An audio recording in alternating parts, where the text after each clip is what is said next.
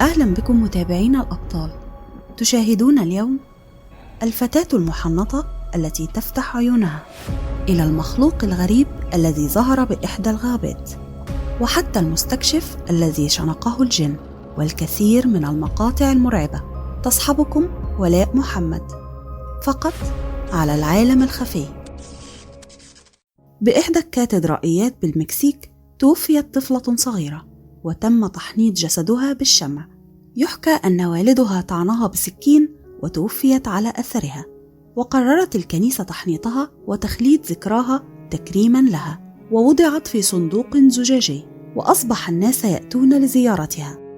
وأحد الأشخاص وبينما كان في زيارة لتلك الكاتدرائية قرر تصوير تلك الفتاة، لأنه كان بجولة حول العالم ويريد الاحتفاظ بذكرى رحلته، ولكنه لم يكن يعلم أنه سيلتقط شيئا مرعبا.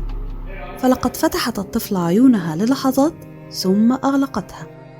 البعض يقول من الممكن أن يكون ذلك بسبب الرطوبة بالجو والتي تعمل على سيولة الشمع المحنطة به، والبعض يقول أنه من الممكن أن يكون ذلك تلاعبا بالفيديو.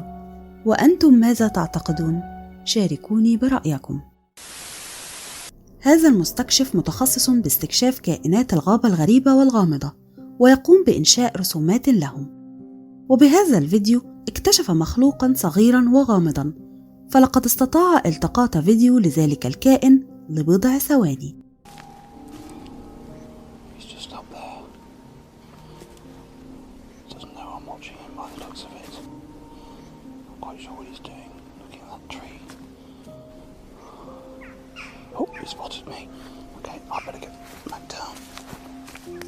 ولكن ذلك الكائن اكتشف وجود المستكشف. الكائن ذو بشرة داكنة وله غطاء رأس طويل ومسنن، وقام بإصدار صوتا غريبا. بعض من شاهدوا هذا الكائن قالوا أنه ربما يكون نوعا من الجنيات أو العفاريت. أحد التيك توكر قام بعرض مقطع لمطعم يصفه بالمسكون، فالكاميرا الأمنية بالمطعم تمكنت من التقاط شيئا حقا مرعبا. فبينما تقوم تلك النادلة بوضع كوبا من العصير على إحدى الطاولات، حدث ما لا يتوقع، فالكوب استدار من تلقاء نفسه، وحينما حاولت الفتاة الإمساك بالكوب تحرك الكوب مرة أخرى من تلقاء نفسه.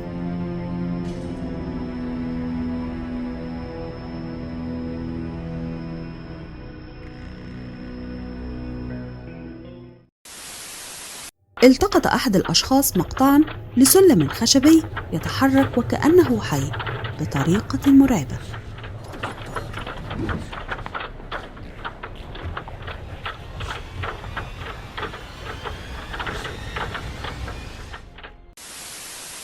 أثناء قيام أحد الأشخاص باستكشاف إحدى المباني المهجورة، شاهد ما أصابه بالصدمة.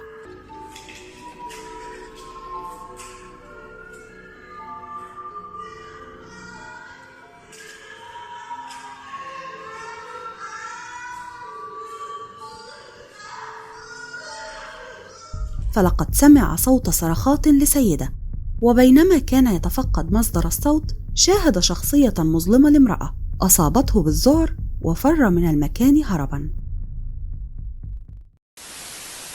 هذا الشاب وبينما كان يقوم بتسجيل مقطعا على التيك توك واستخدام فلتر الضحكة الشريرة، حدث ما لم يتوقعه، فالدمية التي على الدولاب خلفه قامت بإغلاق عيناها وحدها، أما الدمية التي كانت بين يديه فلقد استدارت رأسها وكأنها تنظر إليه بشكل مرعب. أحد التيك توكر والذي كان لا يؤمن بوجود الجن أو ما يسمونه الأشباح حتى شاهد هذا المقطع، فبينما كان يصور طفله يلعب بالمسدس اللعبة حدث شيئا غريبا وغامضا، فلقد ظهر أمام الكاميرا ظل أسود يعبر أمامها ويظهر بوضوح عند إبطاء الفيديو. الغريب أن ذلك الظل لم يلاحظوه بالعين المجردة، إنما ظهر فقط أمام عدسة الكاميرا.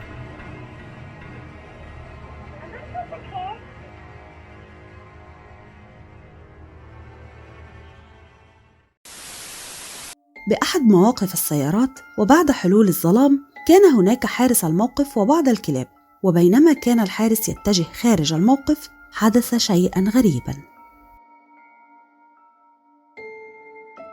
فلقد عبر شخصا غامضا وشفافا بين السيارتين بالأعلى. الغريب أنه ظهر من العدم وسرعان أيضا ما اختفى.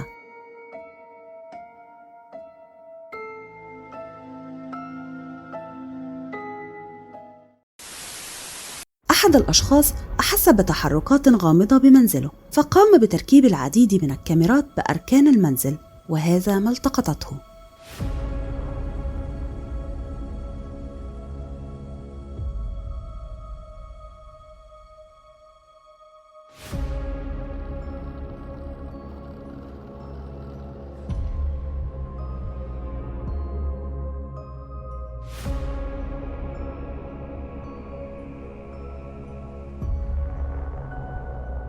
فالدمية تتحرك وحدها وكأنها دبت بها الروح.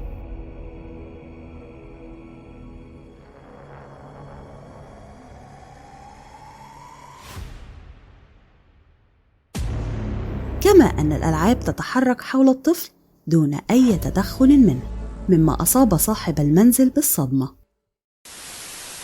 بعض المغامرين قرروا زيارة منجم مهجور، ولكنهم شاهدوا ما أفزعهم.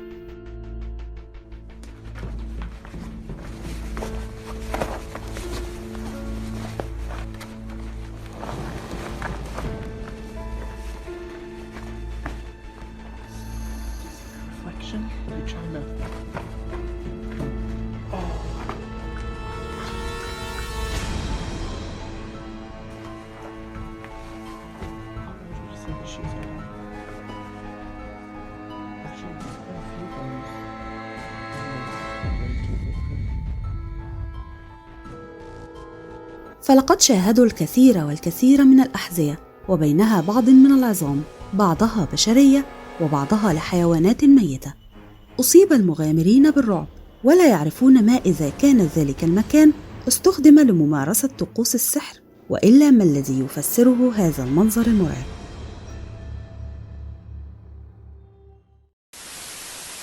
مجموعة من الشباب ذهبوا لاستكشاف حمام سباحة مهجور. في البداية كان الباب مغلقا، حاولوا فتحه بالقوة،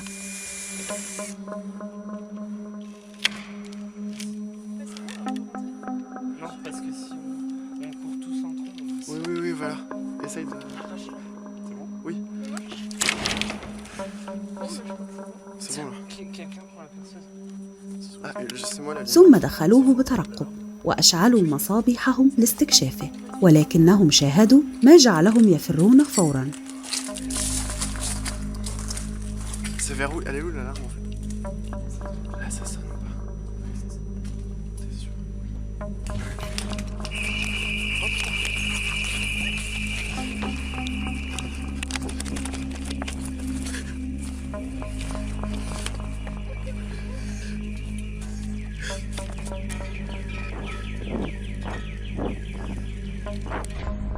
بمراجعة الفيديو ببطء تمت مشاهدة شخصية مرعبة وغامضة عيونها تلمع في الظلام، وهي من أصدرت صوت صفيرا عاليا.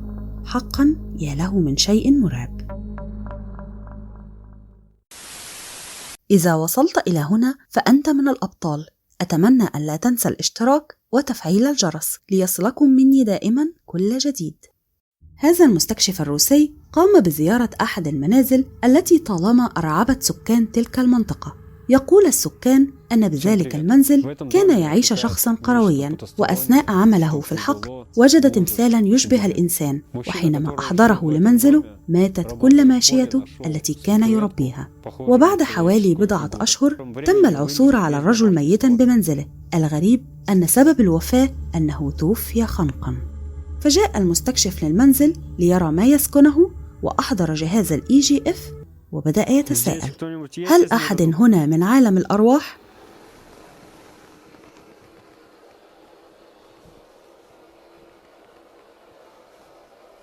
فأغلق باب المنزل وحده.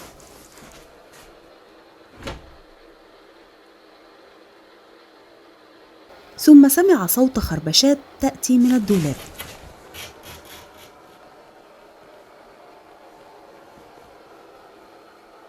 وبعض التحركات للأساس.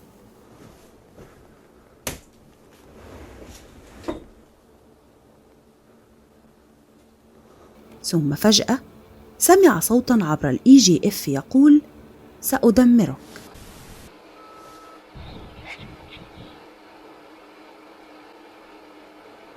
فتساءل: من أنت؟ فلم يرد عليه. وبمرور الوقت بدأت بطاريات الكشافات بالنفاذ، ولم يتبقى معه سوى كشاف واحد. بعدها بدأ يسمع نفس صوت الخربشات.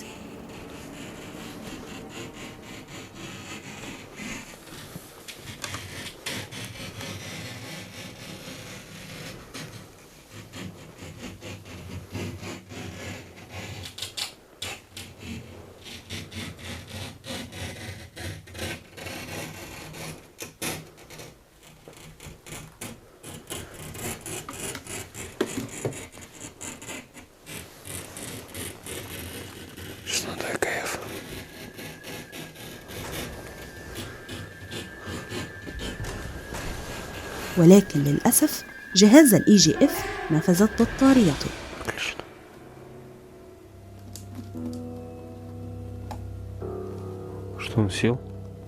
وبدأ يتحدث ويقول: إذا كنت تسمعني أعطني إشارة. فشاهد شيئا مرعبا.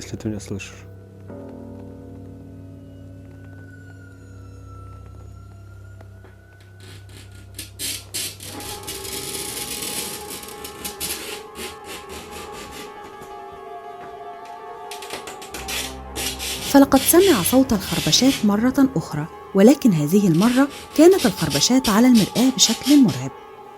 توقفت للحظات، ولكنها سرعان ما عادت من جديد. بعدها سمع المستكشف صوت خطوات بالمكان.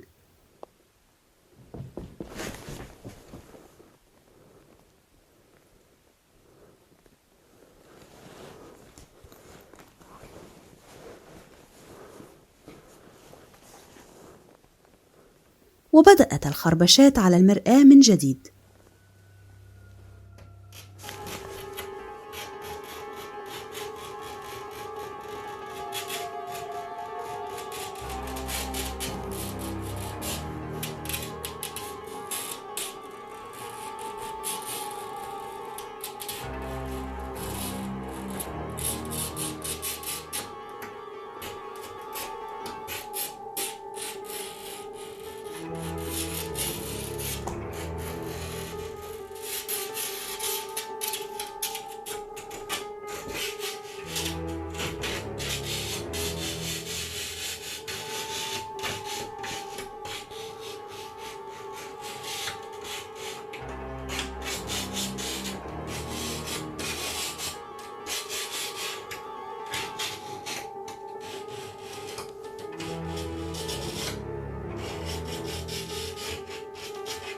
فاستجمع قوته وفتح الدولاب ليرى ما خلف المرآة.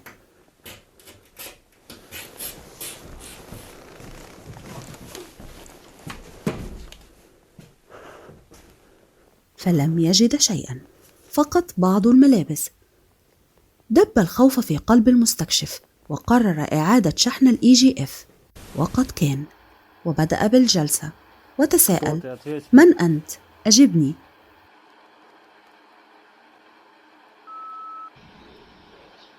فتم توبيخه. فتساءل: هل أنت شيطان؟ فتم الرد: نعم.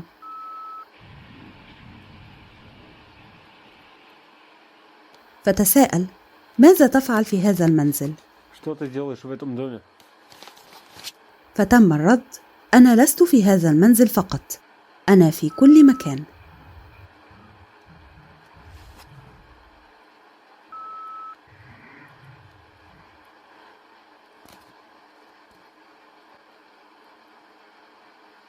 فتساءل: لماذا أنت هنا؟ فلم يرد عليه. بعدها أحس المستكشف بتحركات غريبة بالمكان.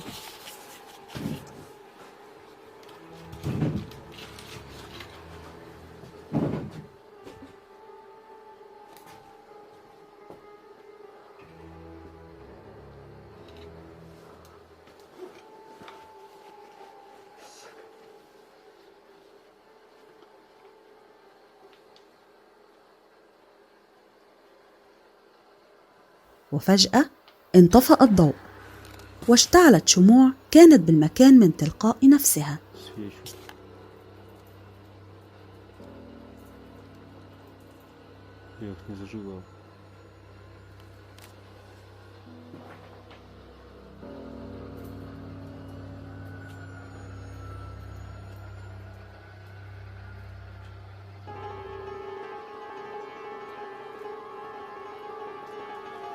اضطر المستكشف للاستعانة بها لتضيء له المكان، ولكنه لم يكن يعلم أن القادم مرعب.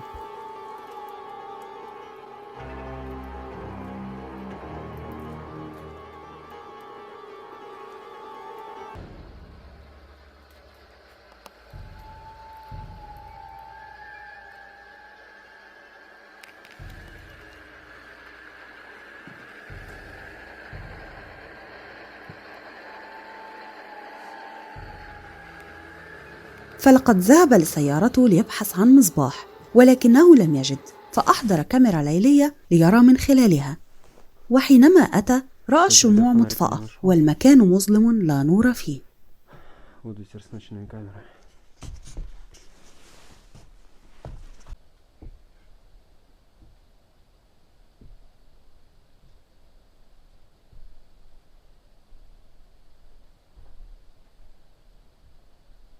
بعدها حدث له شيئا مرعبا.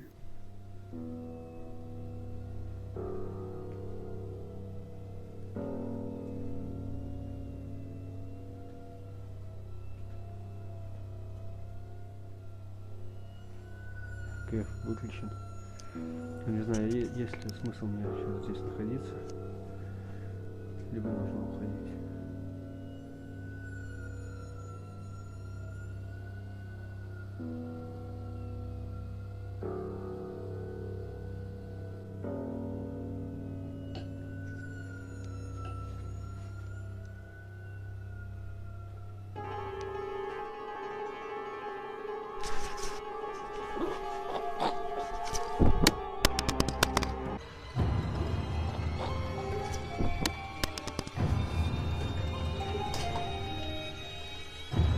فلقد تم جذبه من عنقه للأعلى وكأنه تعلق على حبل مشنقة.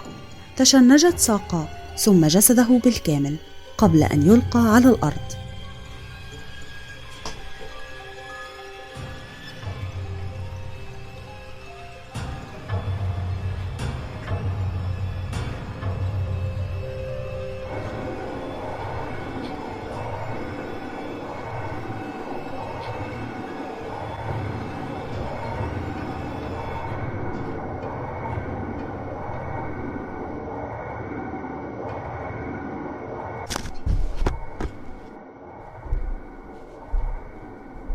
وقف مذعورا يحاول أن يتحسس المكان من حوله ليأخذ معداته ويهرب، ولكنه أحس بتحركات من حوله.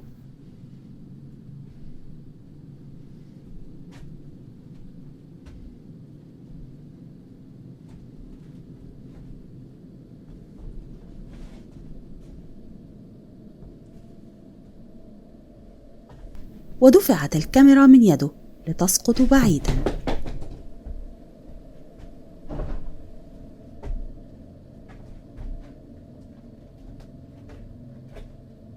حاول يتحسس مكانها.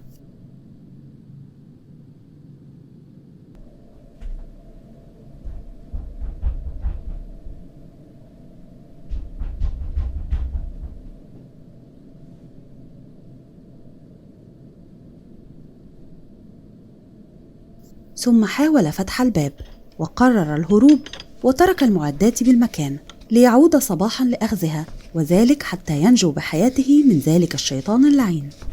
وفي النهاية أتمنى أن تنال المقاطع إعجابكم. في أمان الله.